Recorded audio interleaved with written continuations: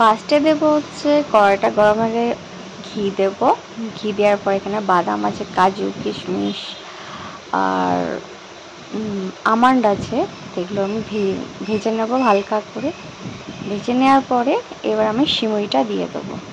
সিমইটা যেটুকু আপনার পরিমাণ মতো দিয়ে দেবেন এর মধ্যে। সিমইটা দেওয়ার পরে ভালো করে হালকা করে ঘিতেই ভাজতে হবে। ভেজে তারপর এটাকে আমি দুধ দিয়ে দেবো, গরম দুধ দিয়ে দেবো। আমি অলরেডি দুধ দিয়ে ওটাকে দিয়ে দিয়েছি, ফোটাচ্ছিলাম। আমি আরও দুধ দিয়ে দেবো যাতে পুরোটা ফোটে ভালো করে মিক্স করে নিতে হবে।